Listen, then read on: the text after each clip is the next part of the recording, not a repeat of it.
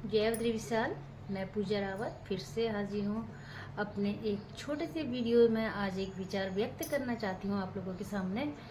तो आइए सीधे ज़्यादा बात ना करते हुए मुद्दे की बात करते हैं।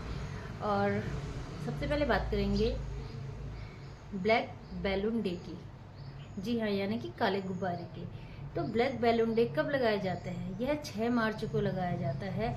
वो भी उन लोगों की याद में जिन लोगों ने अति ओवरडोज यानी कि ड्रग्स नशा जो होता है उसके कारण अपनी ज़िंदगी गंवा दी है। और कई लोग ऐसे हैं, कई घर ऐसे हैं जो कि ये नशे की लत में चूर हो जाते हैं और पूरा परिवार बिखर जाता है, अपनी ज़िंदगी बर्बाद कर देते हैं।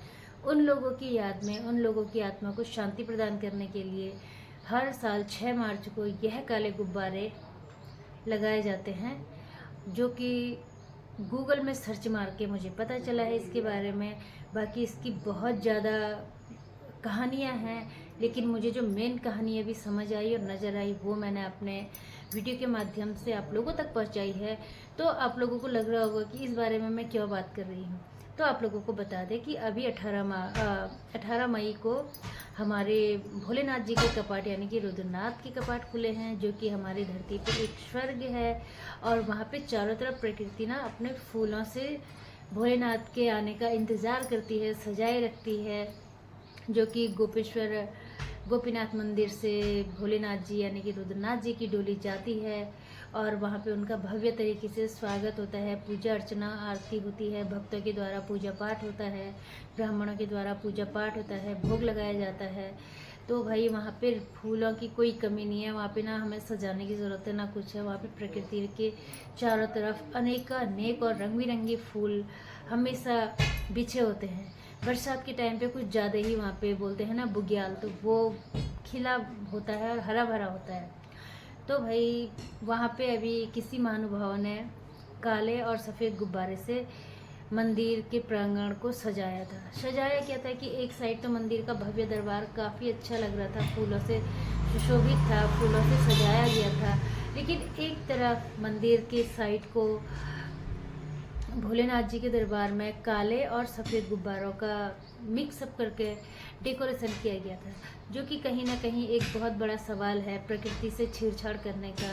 क्या स्वर्ग में इन प्लास्टिक की ज़रूरत पड़ती है या पड़ी है?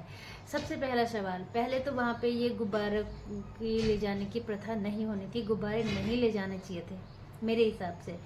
दूसरा सवाल, अगर ले भी गए तो रास्ते में क्यों चेकिंग नहीं हुई? प्लास्टिक को कैसे स्वर्ग तक ले जाने दिया? मेरी नज़र में रुद्रनाथ स्वर्ग है।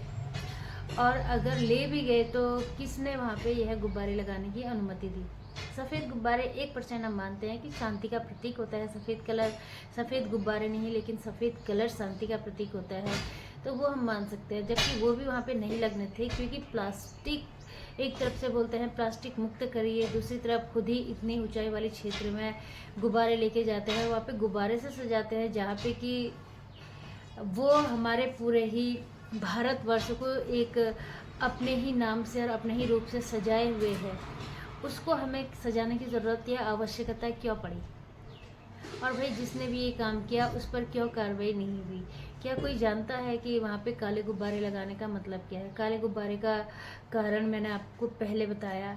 कई लोगों ने अभी बीच में सवाल खड़े किए थे कि श्याम का रंग भी तो काला था, काली माता भी तो काले वर्ण की थी। लेकिन क्या तुम्हें पता है काली माता की पूजा अर्चना कब होती है? और काली माता जब जगती है तो क्या होता है? अति अपने विकराल रूप में विनाश का कारण बनती है। इसीलिए हमेशा देवियों को शांत रूप में ही पूजा जाता है। और रही श्याम रंग की बात, तो श्याम रंग तो ढूंढने से भी धरती पे हमें नहीं मिलता है। कई बार हम मार्केट जाते हैं तो हम बोलते हैं कि श्याम रंग या सी ग्रीन कलर कुछ ऐसा आता है, वो हमें कपड़ा चाहिए या उस कलर का ही चाहिए, लेकिन वो श्याम रंग मिलना नामुमकिन नहीं बल्कि असंभव है। कहाँ वो काले गुब्बारे और कहाँ हमारे भगवान की तुलना। तो प्लीज़ ऐसा मत कीजिए। जिसने भी वहाँ पे ये काम किया है वो अच्छा नहीं लगा। आइंदा से इस चीज़ का ध्यान रखिएगा। और जंगलात वाले भी जो वहाँ पर हमेशा बोलते हैं कि आज ये व्यवस्था कल वो व्यवस्था, ये सफाई का ध्यान रखो वो सफाई का ध्यान रखो, सब लोग करते भी हैं, गंदा कोई नहीं करके आता। हम जब भी जाते हैं अपना कूड़ा अपने साथ लेके आते हैं। लेकिन इस बार वहाँ पर गुब्बारे लगाने की अनुमति किसने दी? ये बहुत बड़ा सवाल खुद में ही खड़ा हो चुका है। सरकार को भी इस बात पर ध्यान देना चाहिए कि ऐसा हमारे प्रकृति से कहीं भी छेड़छाड़ ना किया जाए, वरना यह आने वाले अनहोनी की आशंका है, जताता भी है आशंका। क्या जहाँ फूलों से खचाखच भरा हुआ प्रकृति अपने ही रंग में रंगी हुई है और छोटे छोटे फूल, बहुत प्रकार के अनेक प्रकार के फूल हैं, वहाँ पे काले गुब्बारों की ज़रूरत क्यों पड़ी? बस मेरा यही सवाल था, यही मुद्दा था। अगर आप लोगों को भी कुछ समझ आया होगा तो प्लीज़ कमेंट्स बॉक्स में ज़रूर कमेंट्स कीजिएगा। मेरे विचार आप लोगों को कैसे लगे, ऐसा होना चाहिए या नहीं होना चाहिए था, या मैं गलत कह रही हूँ या सही कह रही हूँ? तो भाई हमें पता है ज़माना बदल रहा है, मॉडर्न ज़माना है, लेकिन भगवान तो वही है, वही थे और वही रहेंगे। इसलिए उनसे आगे बढ़ने की कोशिश ना करें तो ज़्यादा बेस्ट होगा। बाकी आप लोग खुद समझदार हैं और कमेंट्स बॉक्स में अपनी प्रतिक्रिया ज़रूर दीजिएगा और इस बात पे ज़रूर मुद्दा उठाइएगा ताकि आने वाले भविष्य में इस तरह का कोई भी ऐसा ना करे हमारे भोलेनाथ के दरबार में या कोई भी दरबार में। मुझे नहीं लगता कहीं ऐसे स्वर्ग वाली जगह पे हमें इन आलतू फालतू से प्लास्टिक के सामानों की ज़रूरत पड़ती है, वो भी सजाने के लिए नहीं। वो तो खुद हमें सजाती है, उनके नाम से तो हम चलते हैं, उनके नाम से तो लोग हमें जानते हैं, हम कौन होते हैं उन्हें सजाने वाले। तो भाई चलिए आज की छोटी सी वीडियो को यहीं पे देते हैं विराम। आई होप आप लोगों को समझ आया होगा। अगर समझ आया तो लाइक शेयर कमेंट जरूर कीजिएगा। साथ में नए मेरे चैनल में हो तो सब्सक्राइब करना बिल्कुल भी ना भूलें। मिलते हैं नेक्स्ट और नए विचार के साथ, तब तक के लिए स्वस्थ रहें, व्यस्त रहें और मस्त रहें। जय बद्री विशाल, जय भोलेनाथ, हर हर महादेव।